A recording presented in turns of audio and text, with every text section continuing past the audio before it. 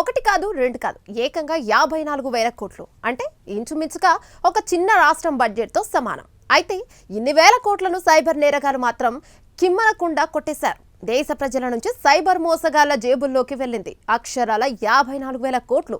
ఈ మాట వినగానే గుండె ఆగినంత పనవుతుంది. ఇక ఈ మాట విన్న మన దేశ అత్యున్నత న్యాయస్థానం బగ్గుమంది.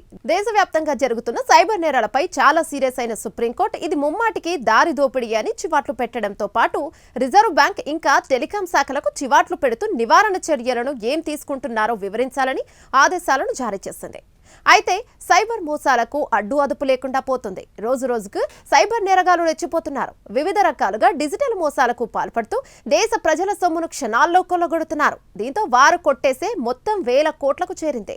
ఇక దీనిపై తాజాగా విచారణ చేపట్టిన సుప్రీంకోర్టు సంచలన వ్యాఖ్యలు చేసింది. ఈ కేసులో సైబర్ నేరగాలు ఏకంగా 54,000 కోట్లు కాజేశారని ఆందోళన వ్యక్తం చేసింది. కొల్లగొట్టిన ఈ సొమ్ము చిన్న రాష్ట్రాల బడ్జెట్ కన్నా ఎక్కువని చెప్పింది.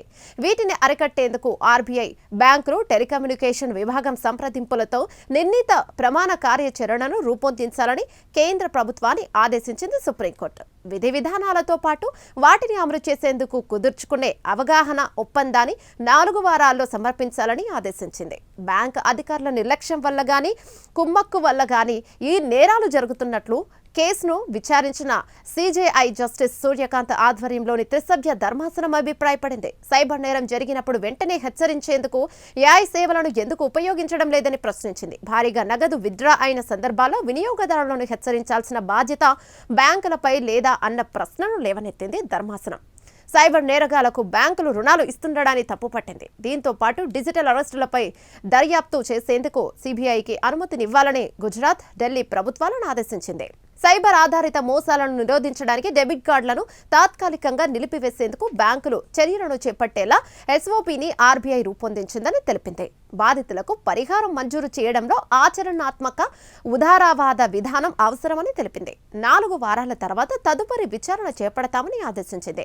తదుపరి విచారణ తేదీలోపు తాజా స్టేటస్ నివేదికను సమర్పించాల్సిందిగా అధికారులను ఆదేశించింది. ఇక ఇదిలా ఉండగా సైబర్ నేరాలు పెరుగుతున్న నేపథ్యంలో బ్యాంకింగ్ వినియోగదారులకు ఆర్బీఐ ఇటీవల ఉపశమనాన్ని ప్రకటించింది. మోసపూరిత లావాదేవీ జరిగితే 25,000 పరిహారం అందించనుంది.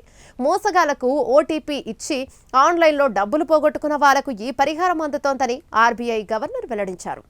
అయితే ఓవైపు సాంకేతికత పెరుగుతుంటే మరోవైపు సైబర్ నేరాలు పెరుగుతున్నాయి. ఎప్పటికప్పుడు కొత్త తరహాలో సైబర్ మోసాలకు స్కెచ్ వేస్తున్నారు కంత్రిగాలు. APK files, fake links, digital arrests, honey traps మోసాలతో అమాయక ప్రజలపై అటాక్ చేస్తున్నారు. ఈ మోసగాళ్ల ట్రాప్లో పడి మోసపోతున్నామని తెలుసుకునే లోపే అంతా జరిగిపోతుంది. తర్వాత సైబర్ పోలీసుల దగ్గరికి పరుగులు పెట్టడమే మిగులుతుంది. అయితే సైబర్ పోలీసులు ఒక రకమైన సైబర్ నేరాలపై ప్రజలకు అవగాహన కల్పించే లోపే సైబర్ నేరగాలు తమ రూట్ మారుస్తుండటంతో నేరాలు పెరిగిపోతున్నాయి. ఏదేమైనా సైబర్ నేరాలతో దేశ ప్రజల జేబులు గుల్లా అవుతున్నాయి.